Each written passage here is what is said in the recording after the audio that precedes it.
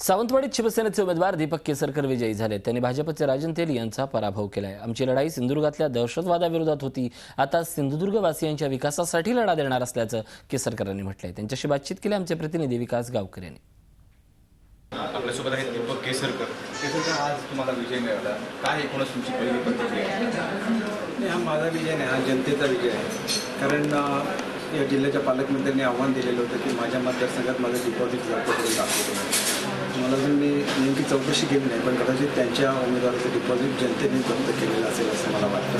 ही लढाई ही दहशतवादाच्या विरोधातली लढाई होती आणि शांततेसाठीची लढाई होती आणि ह्याच्या पुढची लढाई ही विकासासाठी असणार. निश्चितपणे शांततेच्या बाजूने लोकांनी मतदान केलेलं आहे आणि एका प्रवृत्तीला त्यांनी हद्दपार केलेला आहे. मग ते सावंतवाडीमध्ये असून दे, कुडाळमध्ये असून दे.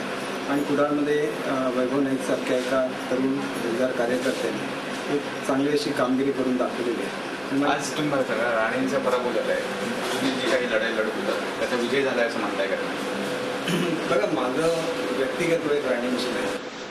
राणे ही जी प्रवृत्ती होती सिंधुदुर्गमध्ये की लोकांवर दडपशाही करणं, लोकशाहीचा आदर न करणं, हे कुठेतरी चुकीच्या मार्गाने जात होतं. आणि ती सिंधुदुर्गाची संस्कृती, सिंधुदुर्गाची मूळ संस्कृती प्रेमाची, ती सौजन्यशीलतेची, आणि ती संस्कृती आम्हाला परत आणायची आणि त्या संस्कृतीमधून सिंधुदुर्गाचा विकास होणार आणि विकासाची द्वार आता सिंधुदुर्ग जिल्ह्यासाठी खुली झाली असं मी स्वतः समजतो.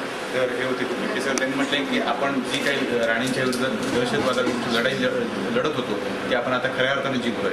कॅमेरामन दीपक वाघमारेसह विकास गावकर, झी मीडिया, सिंधुदुर्ग. झी 24 तास रहा एक पाऊल पुढे.